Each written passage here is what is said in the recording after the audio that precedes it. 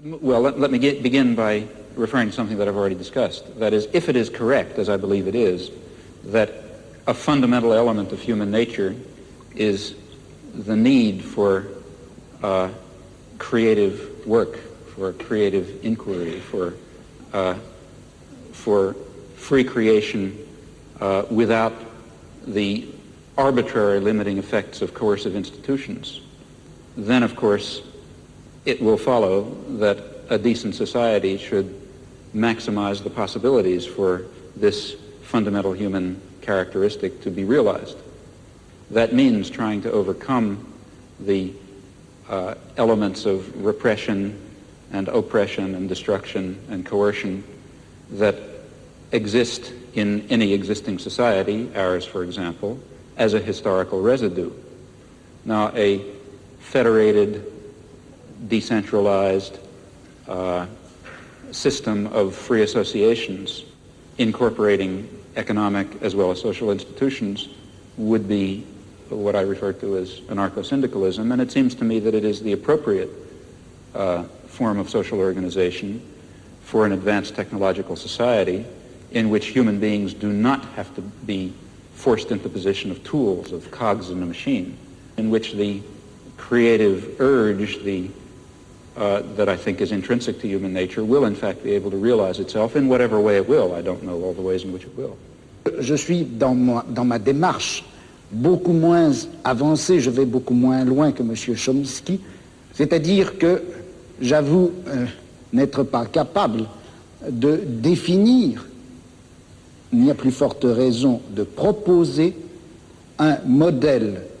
de fonctionnement social idéal pour notre société scientifique ou technologique.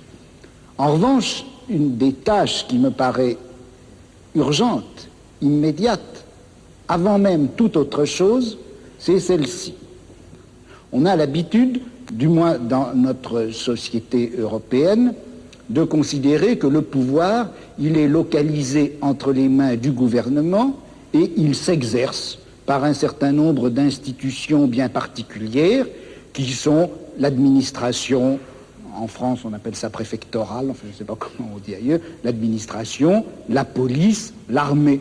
On sait que toutes ces institutions-là sont faites pour transmettre les ordres, les faire appliquer et punir les gens qui n'obéissent pas.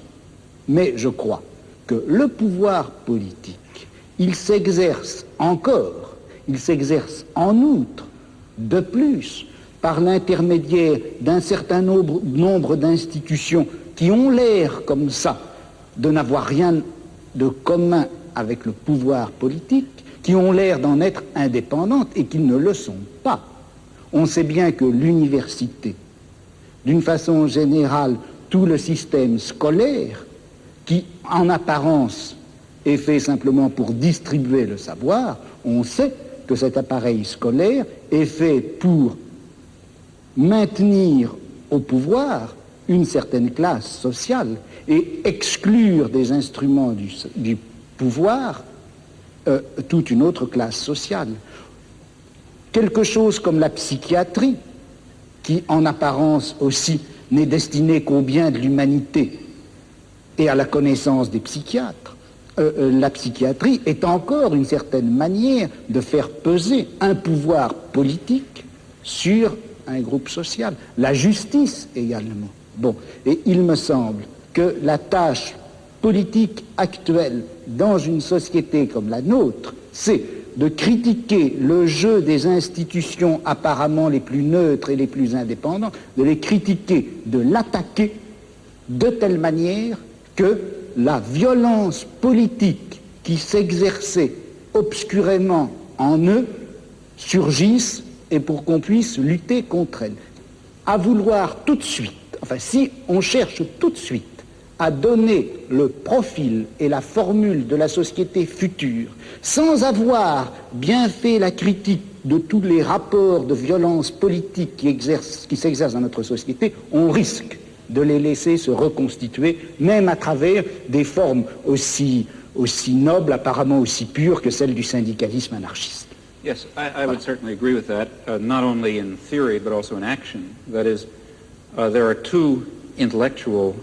tasks. One, and the one which I was discussing, to try to create the vision of a future just society. Another task is to understand very clearly the nature of power and oppression and terror and destruction in our own society. And that certainly includes the institutions you mentioned, as well as the central institutions of any industrial society, namely the economic, commercial, and financial institutions, in particular, in the coming period, the great multinational corporations, which are not very far from us physically tonight. Those are the basic institutions of oppression and coercion and autocratic rule that appear to be neutral. After all, they say, well, we're subject to the democracy of the marketplace. Still, I think it would be a great shame to lose or to put aside entirely the somewhat more abstract and philosophical, if you like, task of trying to draw the connections between a concept of human nature that gives full scope to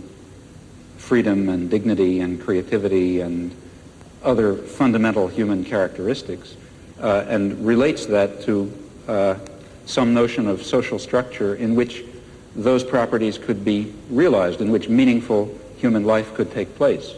And in fact, if we are thinking of social transformation or social revolution, though it would be absurd, of course, to try to draw out in detail the point that we're hoping to reach, still we should know something about where we think we're going, and such a theory may tell it to us.